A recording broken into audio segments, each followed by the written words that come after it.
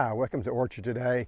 My name's Gary, and I'm in Texas, Zone 9A, up near Beaumont, north of Beaumont. And today we're going to be talking about the 7 reasons how come your citrus trees aren't blooming.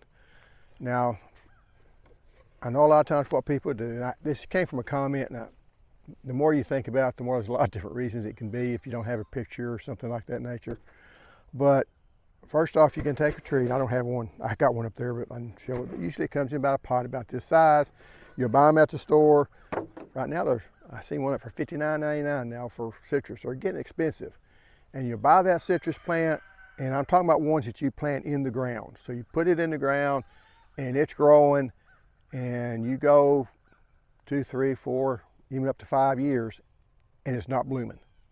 You're thinking, what am I doing wrong? Okay, honestly, most citrus trees, when you put them in the ground, would take 3 to 5 years before they start blooming. The reason for that is when they're in this little small container, all the roots are growing inside this container, so that tree's stressed a little bit. And when a tree is stressed a little bit, it will produce blooms. So it's sitting in the container, it's stressed. Any tree in the container will bloom before a tree that's in the ground. So that's just natural, nothing to worry about as long as that tree is healthy. Now, the second thing that can happen is you may have a tree growing and you say, hey, I've got this tree, like this tree here, I've been pumping the fertilizer to it, it's growing very vigorous, it's growing really well, but it's not blooming. If you over fertilize with nitrogen, and these things require a lot of nitrogen, citrus are nitrogen hogs. They should have these dark leaves on them. It should not be yellowish. It's a healthy tree, but if you overdo it, when that thing is actively growing, it will go vegetative. Figs will do the same thing, and it'll just grow lots of vegetation and will not put on any fruit. So if you got that tree and it's now really growing really well, it's putting on, you know, even this one had a lot of freeze damage. I think this year it froze down to about right to here. All this stuff up here is new growth. Most of that is due to the fact it's got a good root system. It has some freeze damage, so it's very vigorous, and they tend not to grow when that happens because just vigorous are growing. So it's not that big of a problem. It did produce a couple of fruit. This one over here even got hit harder by some of the freezing temperature, and we did get a couple of fruit. We're gonna go ahead and taste this fruit just because I want, and I watch out for the blackberry vine. And this is the one getting the XI she something. The one over there is Miho. I'm just really wanting to try this one. Really big fruit. Now, sometimes that first fruit, this is the second year this is produced fruit. First year did not taste very good. I don't, and it is a mandarin, so it peels very easily. Now, I don't, the first couple of years it may not have very good fruit on it. They'll even tell you if it's got fruit on it, you really ought to take that fruit off. I tend not to do that, but it can. I have had fruit that's grown up and real pithy, did not taste very well. In fact, the Miho behind my cameraman, it did not taste very good last year. I was really disappointed in the flavor. This year it tastes pretty good. So don't judge your fruit just by the first deal. There you go. I always feed my cameraman. It's my son, by the way. And we'll see how this one tastes. How's it taste?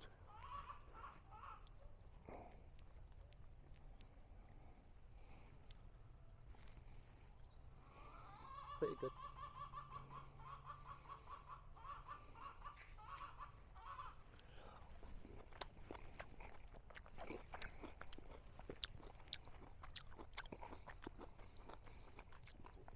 It's good. It's better than what you get in the store. Very juicy. It's not as good, I think, as the Miho was, but this is 1 year, one time trying. But like I say, this has been probably 5 years we've had this in the ground. But we've been through a lot of, well, I know it's 5 years because we had Snowmageddon in 2000. So this first, I had like 1 fruit on it last year. This year we got 2, but I know why. We had freeze damage, it's knocked it back, and then it grows vigorously. So all this vigorous growth is not gonna, it's gonna put fruit on last year's growth. And all this here is this year's growth. Number 3, if you don't put enough nitrogen on them, they're not going to produce. The tree's not going to be healthy and they're not going to put on blooms. If you have a lot of really light yellow leaves, and you have to back up, if your tree leaves are looking like this over here, see those kind of yellowish leaves on there? You kind of see the yellowing coming in. That's showing it's not getting quite enough nitrogen on it. Probably it didn't get enough nitrogen this year. That's okay, it's a big tree, it's gonna be okay. But if your whole tree's looking like that, you're not getting enough nitrogen on it. And if that tree's stressed too much, it's not gonna produce fruit either. So it's kind of this waiting game. You want to put on a lot of nitrogen. If you put on too much, it's not gonna produce. If you don't put enough on, it's not gonna produce. So the other thing, and let's go over to the other part of the orchard and show you the next one. The 4th reason that your tree may not be blooming, and this is a very common thing that happens, you had a lot of winter damage. This is N33 navel orange. We had a cold winter last year, got down to I think 11, 12 degrees. And if you look down here, if you get up close, this here's the rootstock.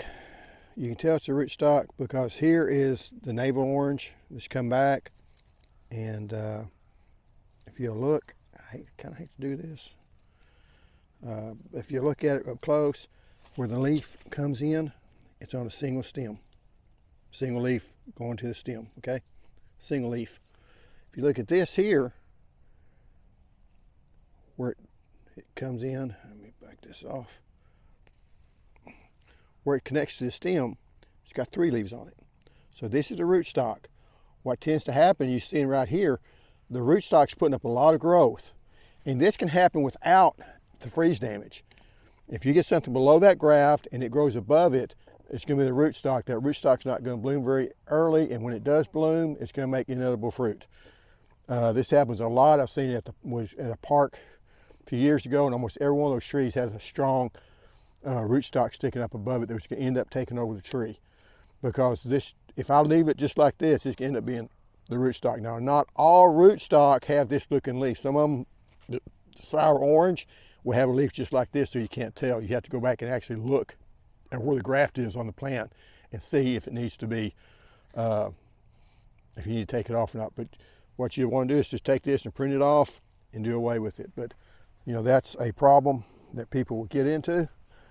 Another thing that might happen why it didn't bloom for a specific year, if you had a really good crop this year, next year it may not put on any fruit. It's got alternate bearing. That's number 5. Citrus has a bad, pecans are the same way. Citrus has a bad habit, especially certain varieties, that they make real heavy one year and they won't make anything the next. And it gets into a cycle that when it produces a really heavy crop, it stresses the tree, so the next year it grows really, you know, it doesn't have that, the buds are actually kind of created the year before. So it doesn't have enough to push out the buds that next spring, then you don't have any fruit. And then that tree will grow really good that year, produce a lot of buds, and the next year it'll produce really well and start the cycle all over again. So one year it produces really well, the next year it doesn't produce anything. It's not the year that's doing that, but it's just the nature of that tree. Now, if you have one tree that produces real well one year, and another tree that produces really well the other year, it's okay, because you always have one tree that's bearing well. But you know, that's kind of luck of the draw. But some of them just do that. You can try to thin the fruit when it makes really well, so maybe you kind of get out of that habit. And then not fertilize very heavily on the years it doesn't have any fruit on it, so to kind of slow that next year's crop down. But some of them just tend to do that. Number 6, if you have some freeze damage on the one year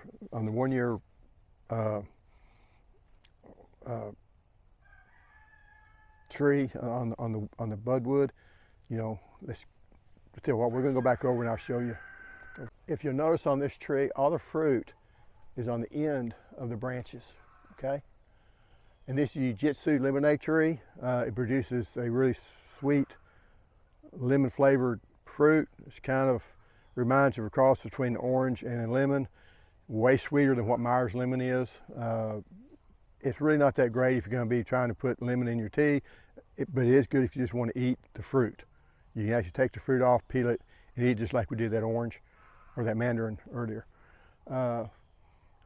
But if you have a freeze and it damages that tree back a foot or so back, you're not going to have the flowers on the end of the branches that's going to produce your fruit. This has happened to this tree twice. During Snowmageddon, it really hit it really hard. The stems died back about that far. It produced no fruit that year. We've had another year in which it froze back. I think it knocked the leaves off. It didn't really get that much damage, but I guess it damaged just enough. And that next year it produced 2, or maybe 6 or something, 2 to 6, something like that. Very few fruit. We had fairly cold winter last year. Guess we didn't get enough damage where you still got, a good sampling of fruit on here. And this is about the way you want this tree to fruit out. But if you have a really cold winter and you get some winter damage on your fruit, you may not get any fruit that next year. So that's another thing. And then number 7, the last reason, if you look over here, the other part that's hurting me with these trees here is we got all these other trees here. There's a plum tree here, peach tree there. We got a big oak tree over here. You really need to have 6 to 8 hours of what they call full sun. Now, all day sun you probably don't need, especially here in Texas. You don't want to go all day on it. It may be too much. It's nice to have some, afternoon shade so the heat's just not beating down on it. And that's for Texas and for the South. The further north, the more sun you want because it's not as intense. In the summertime, we get some really intense soil. Really intense sunlight. So that can be a problem. But if you don't get enough sun, if it's up by a tree and it's been shaded most of the day, it's just not going to produce very many fruit. Plan where you plant these trees. They do need sunlight. And also remember, sun, you need it all year like that. That sun will move in the horizon. Where that sun's shining in the summertime is totally different than where that sun's shining in the wintertime. My dad one time, in the wintertime, he planted a tree. We had a patio door because everybody needs a patio door once in their life. And we get all this sun coming in. So he planted a tree right where the sun was coming in the afternoon. And what he didn't realize, the sun moved, and by the time summer came, it got no shade to that patio door at all because the sun moves that far, and it moves a lot. Now here, what happens is that sun goes that way. Normally, like right now, it's right there. It goes further back into the horizon, so this tree produces a lot more shade in the fall and winter than it does during the spring and summer. So that does kind of hurt me too. I am going to be pruning these trees back so we get more sun to help with the blooming part of it. But my main thing has been we just gotten year after year we've gotten damage, and these trees just hadn't been able to produce like they should have. But I expect next year they should, and they did. This one over here, got Mr. Mac, it did produce a lot of fruit last year. This year did not produce, but it's also grown a lot more, and we had a hard year this last winter, so a lot of it did, died back. But anyway, that's kind of why your trees, citrus trees, might not be blooming. If anybody can think of any other reasons, you can put down in the comments, or have any questions, put down in the comments and I'll reply. Thanks for watching. See you next time. Goodbye.